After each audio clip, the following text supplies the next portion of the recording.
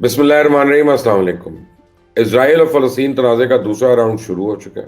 دونوں طرف سے کمر کستی گئی ہے۔ تیاریاں اور انتظامات ہماری امیدوں سے بھی زیادہ ہیں۔ دونوں اطراف سے مزید مہلک اور جدید اسلحے کی نمائش اور استعمال شروع ہو چکی ہے۔ ایک بڑی اہم خبر سامنے آئی ہے کہ فلسطینی تنظیم کے سب سے شہرت یافتہ رہنما اور ترجمان ابو عبیدہ اسرائیلی فوجی کارروائی میں زخمی ہو گئے ہیں۔ تو یمن کے حوثی باغیوں نے بھی دوسرے مرحلے میں اپنی حکمت عملی کا اعلان کیا ہے اور اب اسرائیل ذرا ٹریپ ہوتا ہوا نظر آ رہا ہے۔ امریکہ کی طرف سے امن قرارداد ویٹو کرنے کے بعد ایران نے تنازع پورے خطے میں پھیلانے کی دھمکی دی ہے اور حماس نے اپنے نئے میزائلز کی نمائش کی ویڈیو جاری کر دی ہے۔ یہ میزائل کتنے خطرناک ہیں، کیا اسرائیلی ڈیفنس سسٹم ان میزائلز کو روک پائے گا، تو آپ کو میں اس ویڈیو میں بتاؤں گا تفصیل سے۔ ویڈیو اینڈ تک دیکھنی ہے آپ نے۔ امریکی صدر نے مظلوم فلسطینیوں پہ بمباری کرنے کے لیے، ہسپتالوں اور اسکولوں پہ بارود برسانے کے لیے اسرائیل کی مزید مدد کرنے کا فیصلہ کر کے مزید اسلحہ بھیجنے کی منظوری دے دی ہے۔ حزب اللہ بھی اب فلسطینی جماعتوں کے شانہ بشانہ اس محاذ میں باقاعدہ کود پڑا اور اسرائیل کے ساتھ سرحدی جھڑپیں باقاعدہ محاذ میں تبدیل ہو گئی ہیں۔ ان سب خبروں کی تفصیلات آپ کو بتاؤں گا، لیکن آپ نے اگر ابھی تک اس چینل کو سبسکرائب نہیں کیا تو پلیز کر لیجیے گا۔ امریکن پریزیڈنٹ نے مظلوم فلسطینیوں پہ بمباری کرنے کے لیے، ہسپتالوں اور سکولز پہ بارود برسانے کے لیے مزید اسلحہ بھیجنے کی منظوری دی ہے۔ تو جو بائیڈن نے اپنے ہنگامی اختیارات استعمال کرتے ہوئے کانگریس کے جائزے کے بغیر ہی اسرائیل کو مزید 14,000 ٹینکس کے گولے فروخت کرنے کی منظوری دی۔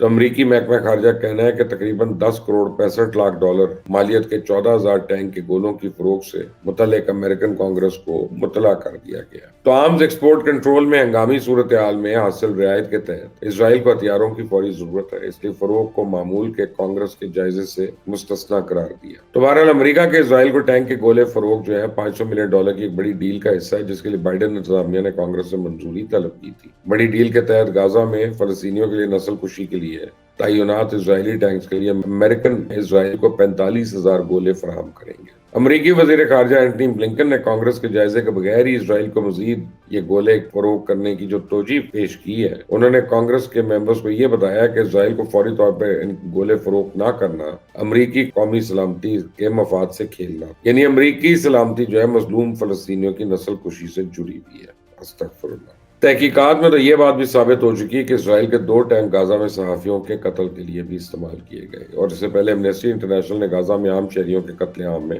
امریکن اسلحہ استعمال کیے جانے کا انکشاف کیا۔ غزہ میں 2 گھروں پہ اسرائیلی حملوں میں امریکی ساختہ بارود کا استعمال کیا گیا۔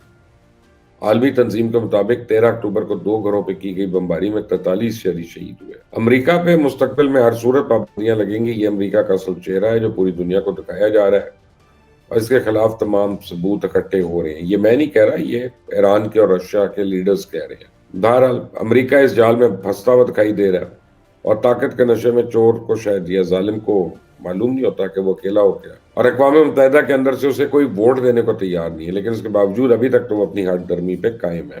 تصویر کا دوسرا رخ یہ بھی ہے کہ وہ امریکہ جو اسرائیل کی مدد کر رہا تھا اب اسے اسلحہ فروخت کرے گا، یعنی کہ صورتحال 1 مہینے پہلے والی خبر کی طرف اشارہ کرتی ہے کہ امریکہ 1 مہینے سے زیادہ اسرائیل کی مدد جاری نہیں رکھ سکتا۔ تو صورتحال جس تیزی کے ساتھ بدل رہی ہے، معلوم نہیں مہینے کے اندر کیا سے کیا ہو جائے۔ جیسے مرزا غالب نے کہا تھا نا کہ کون جیتا ہے تیری زلف کے سر ہونے تک۔ تو جو اسرائیل 2 مہینوں سے زیادہ عرصے کے اندر فلسطینی تنظیموں کا غزہ کے اندر ایک بال بھی بیکا نہیں کر سکا، وہ 1 مہینے میں کون سا تیر مارے گا؟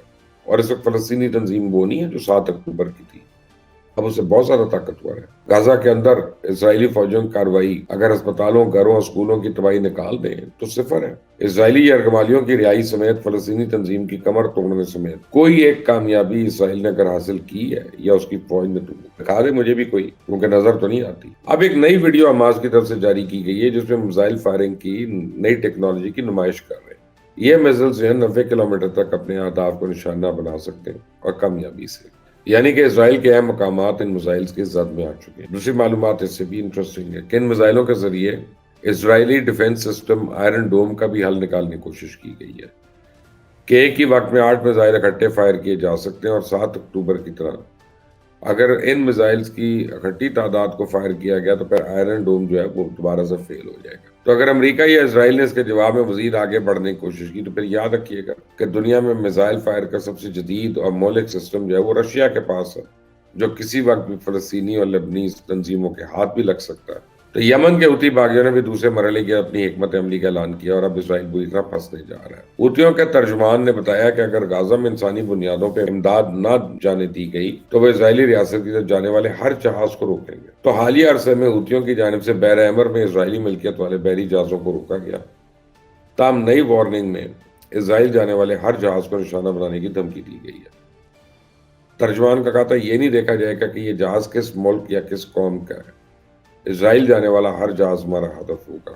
تو پہلے حوثی باغیوں کی طرف سے جتنی بھی کاروائیاں تھیں وہ غیر اعلانی اور اچانک تھیں، اب تو باقاعدہ اعلان ہو گیا۔ تو حوثیوں کی طرف سے یہ اعلان کہ کہا وہ جہاز کسی بھی ملک یا قوم کا ہو، اگر اس کا اسرائیل کی طرف رخ ہوا تو خیر نہیں، تو اس سے حوثی باغیوں کا خرچہ بھی بچ جائے گا اور ان کے مقصد بھی حاصل ہو جائیں گے، کیونکہ اس اعلان کے بعد دنیا کا کون سا ملک ہے جو اس بات کا رسک لے گا کہ اس کا جہاز، اس کا عملہ وہ نشانہ بن جائے۔ تو لہٰذا اس اعلان کے بعد دنیا کی زیادہ تر کارگو کمپنیز اسرائیل کو سروس فراہم کرنے سے گھبرائیں گی، انشورنس پریمیم بہت زیادہ ہو جائیں گے، انشورنس کمپنیاں اس کو انشور نہیں کریں گی، اور اس کے بعد جو اسرائیلی معیشت کا حال ہونا ہے وہ آپ سوچ سکتے ہیں۔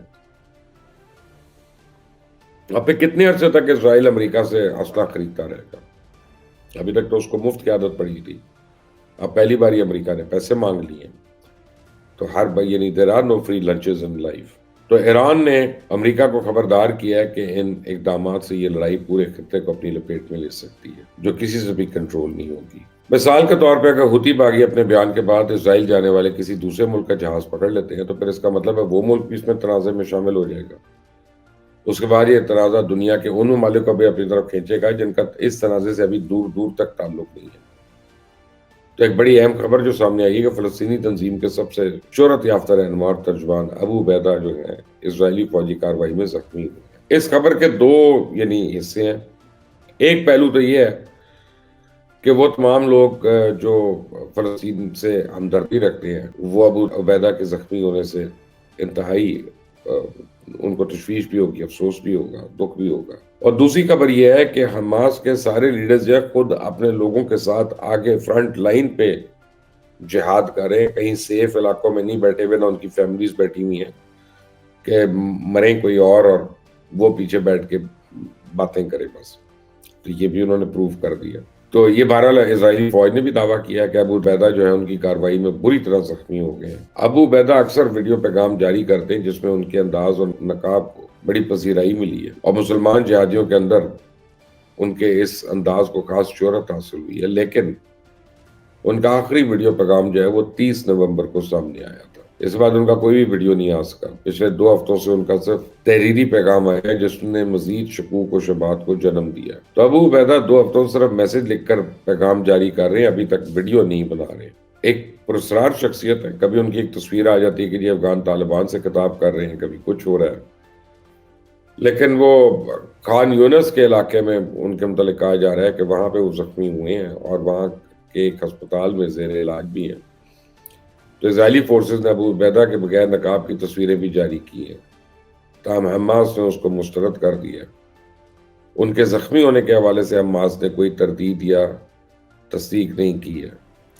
بہرحال غزہ کی صورتحال پہ ہماری ویڈیوز کا سلسلہ جاری ہے، اور آپ اس کو سبسکرائب کریں، لائک کریں، بیل آئیکن کو پریس کریں اور شیئر کریں، اور دعا کریں کہ اللہ تعالیٰ اب فلسطینیوں کی مشکلوں میں آسانیاں کرے۔